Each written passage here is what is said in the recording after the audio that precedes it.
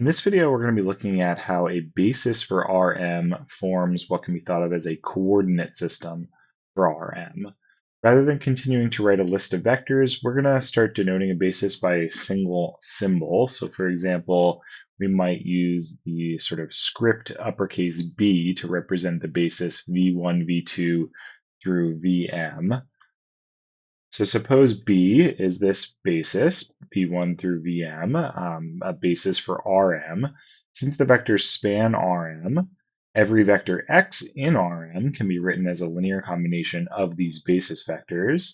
And since these vectors are linearly independent, this representation is unique. So that's sort of the one of the most important reasons why we want both spanning and linear independence, so that we can reach every vector through spanning and get this unique representation due to linear independence. Therefore, given x, we have this sort of unique linear combination of v1 through vm with weights c1, c2 through cm. So x equals c1 v1 plus c2 v2 plus dot dot dot up through cm vm, where the coefficients are unique. So we can define this what's called coordinate vector. So if x can be written as this linear combination, then the coordinate vector of x relative to the basis b equals v1 through vm is equal to, we give it sort of this curly bracket x sub b to tell us, okay, we are dealing with the basis b, equals the vector in Rm consisting of those weights. So these are sort of the coordinates, if you will, coordinates of x using that basis b. Okay, there's one thing we should point out, that these vectors c1 through cm are specifically the weights that go with v1, v2 through vm. So even though technically b is a set of vectors and the order we write them in doesn't really matter, when it comes to kind of talking about this coordinate vector, we do want to be careful not to change that order of those vectors. Sometimes we call this an ordered set or an ordered basis. We're not going to fuss too much with it, but just be careful with making sure we're thinking of this. Yes, it's a set of vectors, but it's a set with a specified order when we're talking about this coordinate idea.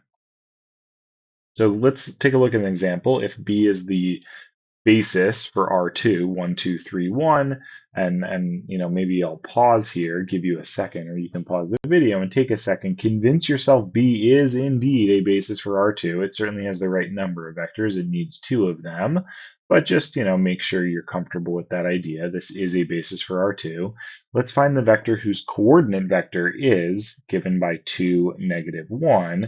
So basically, x is just going to equal the linear combination of these basis vectors, where we multiply the first one by 2 and the second one by negative 1. So those are sort of the weights, and we can go through this. This will be 2 minus 3, so negative 1, and 4 minus 1, so 3.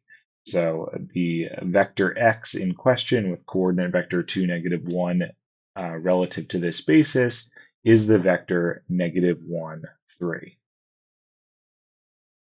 Another type of problem we might look at is, if we know x, can we find its coordinate vector? So we're looking for the weights that we need in order to write this vector x equals 8, 1 as a linear combination of 1, 2, and 3, 1. So if we were to set this up, and we've done problems like this before, but it's maybe been a little while. So let's sort of set this all up and see what happens. We're looking for a C1 and a C2, so that this happens.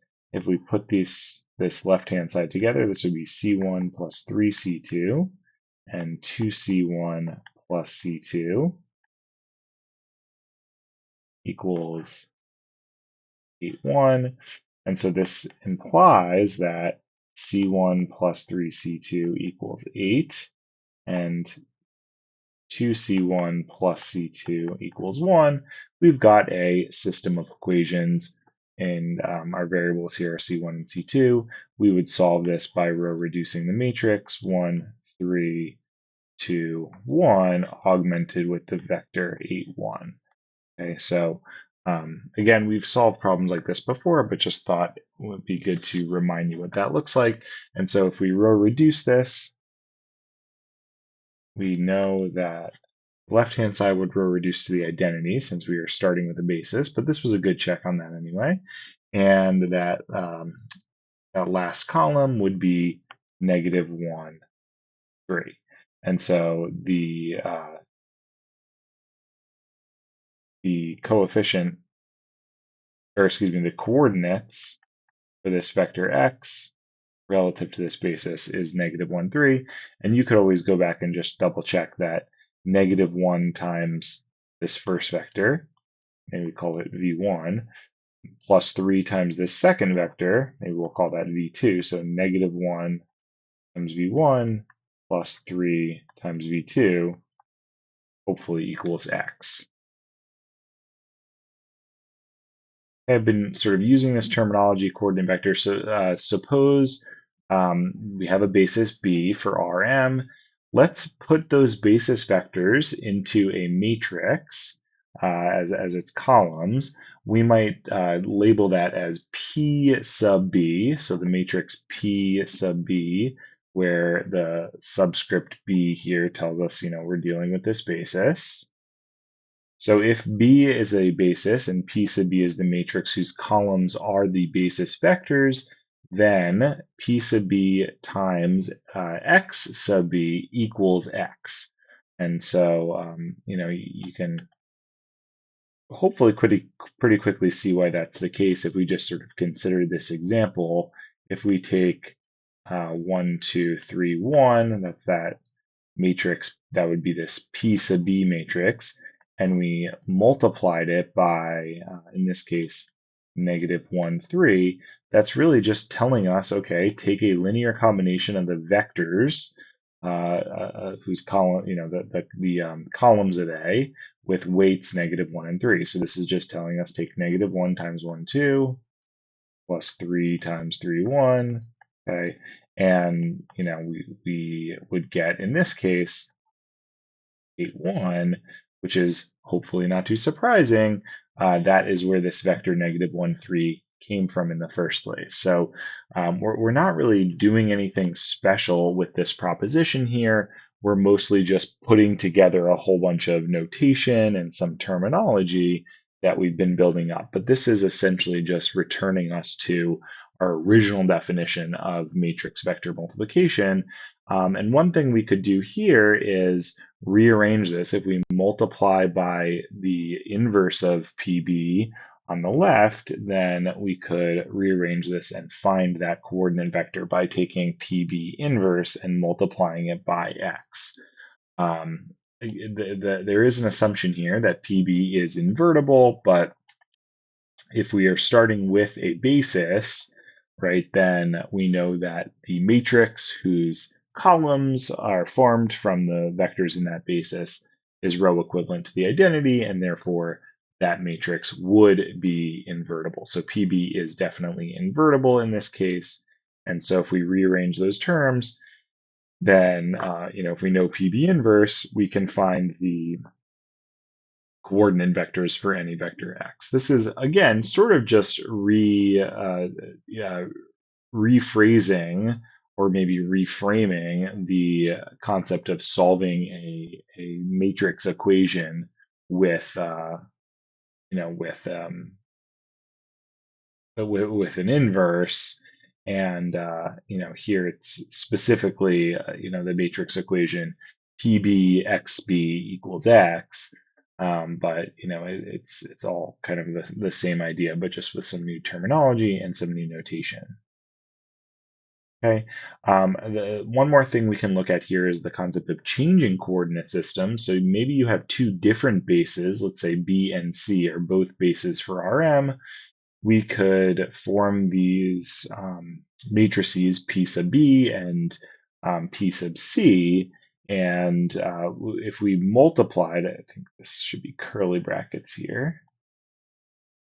I will point out some books and some sources use the sort of square bracket notation for this coordinate vector, but our book uses the curly bracket, so I apologize.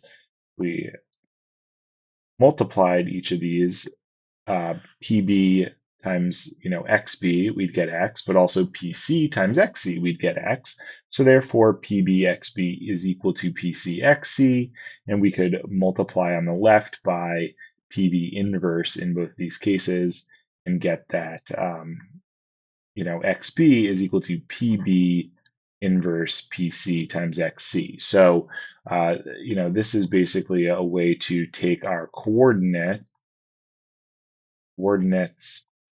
in the basis C and convert them to coordinates in the basis B. So this is the matrix that converts, right, converts C coordinates into B coordinates.